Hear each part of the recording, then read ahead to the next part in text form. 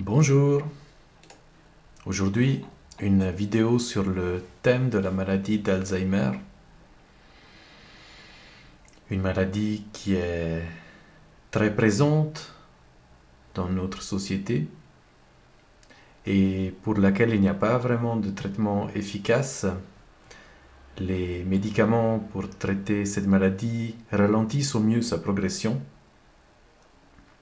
et il n'y a aucune façon connue de la traiter. C'est une perte progressive de la mémoire qui affecte de plus en plus les fonctions du quotidien.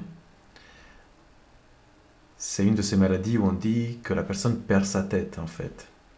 C'est un trouble cognitif où la personne se détache petit à petit de son monde, du monde réel. Et c'est dans le cerveau le siège de la mémoire qui se retrouve atrophié.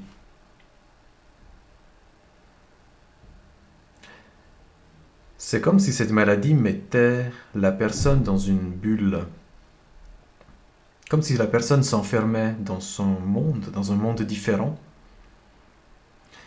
Et en fait, ce qui est surprenant ou intéressant est que c'est la maladie, c'est la mémoire des faits, des événements récents qui est affectée. Les événements plus lointains, chronologiquement, sont gardés, restent en mémoire, mais ce sont les événements et les personnes qui sont arrivés récemment, le plus récemment dans la vie, qui sont oubliés. Comme si la personne revenait à son passé et oubliait son présent et son passé proche. Remarquez, si on sort du présent, on ne pense plus au futur non plus. C'est comme si la personne revenait complètement et uniquement dans son passé. Comme si la conscience était débranchée. J'aime bien cette image de bulle qui est très parlante, qui donne cette image d'un univers à soi et puis d'une séparation de son univers actuel, de son monde actuel.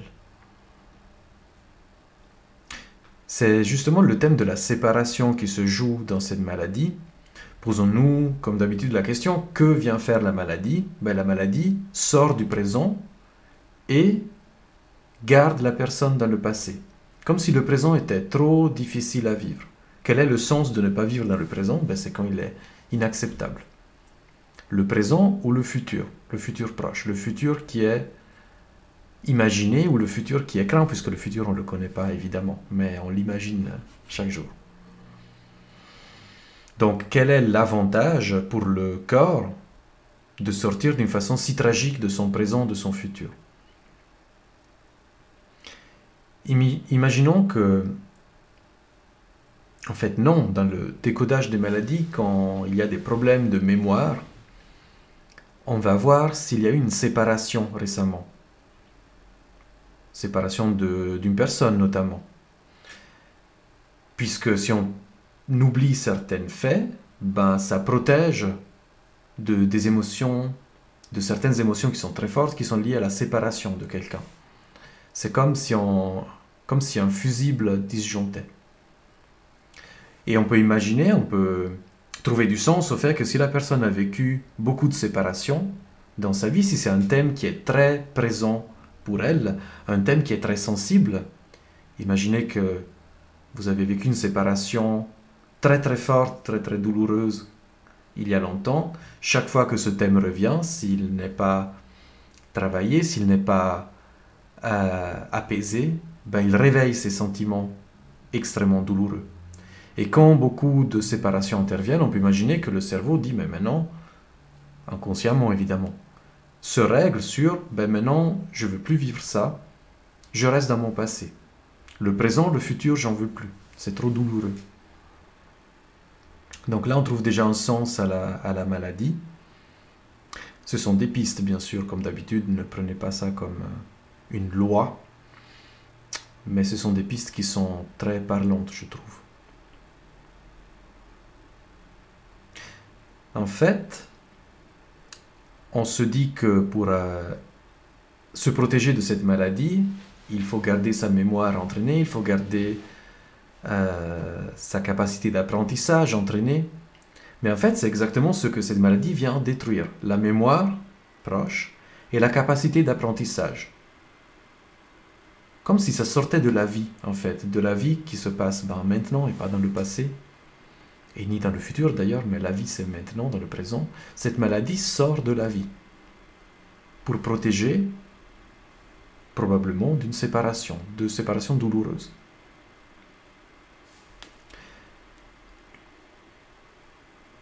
C'est comme si deux univers coexistaient. L'univers de la réalité, que chacun voit à sa façon, mais qui est quand même là, et l'univers de la personne qui souffre de cette maladie, qui se met dans son univers à elle. Un univers où il y a un certain besoin d'autonomie, et en même temps un besoin d'être soigné, d'être pris en charge. C'est très intéressant ce double goût qui est dans cette maladie. La personne veut garder son autonomie, même d'une façon assez violente des fois, et en même temps elle a besoin d'être prise en charge. Comme si comme quelqu'un qui s'isole dans une chambre et qui a besoin qu'on s'occupe, qu'on lui amène à manger, mais qui veut voir personne. C'est vraiment un peu le goût de cette maladie. Et évidemment, on peut pas, ça devient très difficile, voilà, c'est ça que je veux dire, ça devient très difficile de communiquer avec une personne qui est dans un stade avancé de cette maladie, c'est même des fois impossible. Et donc ça va être très difficile pour la personne de demander de l'aide et même d'exprimer ce dont elle a besoin. Et finalement, on se rend compte que des personnes qui souffrent d'Alzheimer, souvent, ont un rapport qui est très difficile avec le sujet de la mort. C'est un sujet qui n'est pas juste difficile, il est tabou chez certaines personnes qui souffrent de cette maladie. Et imaginez, moi je m'imagine, si j'ai un rapport qui est de cet ordre-là avec la mort, si c'est un sujet qui devient de plus en plus présent avec l'âge qui avance, avec les personnes autour de moi qui disparaissent, il n'y a pas d'autre solution que de disjoncter, que de sortir de cette réalité où la mort approche, où la mort est présente, où la mort existe. Donc finalement, cette maladie peut être une solution désastreuse et tragique à ce rapport avec la mort. C'est la seule solution qui est possible en fait. Souvent la maladie c'est ça, c'est la seule solution qui est possible pour gagner du temps, pour pouvoir vivre en fait, paradoxalement. Finalement, c'est comme si la personne se séparait d'elle-même, toujours ce thème de la séparation, par peur de la mort, par peur d'être séparé de la vie, de soi-même, des autres, de tout ce qui est considéré comme étant de la vie. J'ai vraiment cette phrase, la mort m'est insupportable, voilà, qui se joue dans cette maladie. Et donc, je vais dans mon monde où la mort n'existe pas. Je suis dans le passé, je suis dans quelque chose qui est clair, qui est là, en moi, et je ne veux plus affronter, je ne veux plus prendre de risques dans le présent, dans le futur. J'insiste, c'est quelque chose qui n'est pas conscient, c'est pas un choix, c'est pas quelqu'un qui se dit aujourd'hui je vais changer le monde. C'est vraiment une solution biologique. Ce qui est intéressant, parce que j'ai envie de laisser... il y a deux choses intéressantes en fait. Ce qui est très intéressant, c'est que pour diagnostiquer cette maladie, ou les démences en général, les médecins font un test qui s'appelle le test de la montre. Ils demandent à la personne malade de dessiner une montre. Regardez quelqu'un qui a un rapport avec le temps qui passe, avec la mort qui approche, qui est tabou. Quelqu'un qui sort de son...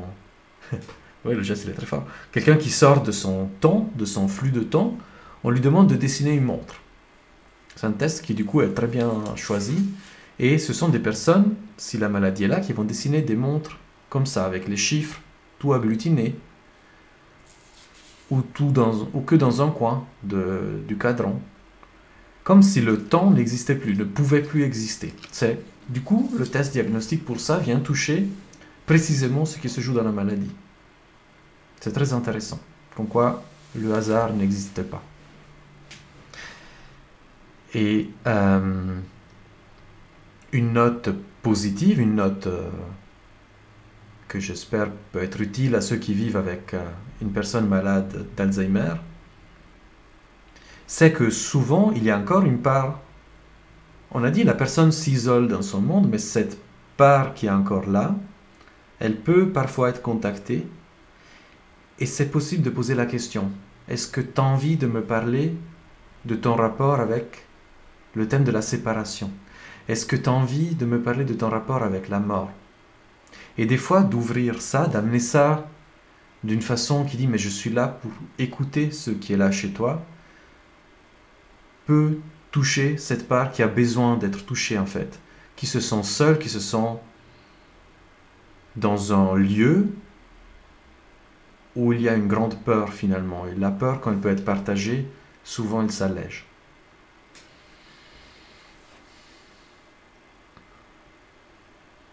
Comme s'il y avait une part souterraine qui a besoin de s'exprimer et qu'il est très difficile de contacter. Cette communication ne peut pas être forcée, mais d'être présent, d'offrir du soutien, de l'amour finalement, tout simplement, ben ça peut aider la personne en fait. C'est ça que j'ai envie d'amener aussi, c'est ok, qu'est-ce qui se joue dans la maladie, mais comment on peut faire en sorte que la personne aille mieux. C'est ça le but. C'est comment faire en sorte que la personne puisse se reconnecter à la vie. Et c'est un petit pas, mais qui peut avoir des grandes répercussions. Je vous remercie pour votre présence, justement. Et puis, n'hésitez pas à partager cette vidéo si cette approche de la santé, de la maladie vous parle.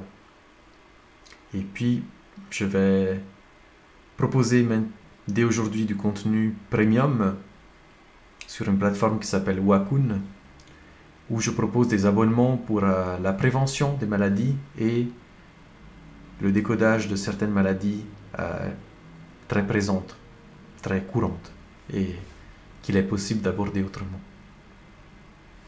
À bientôt. Bon après-midi.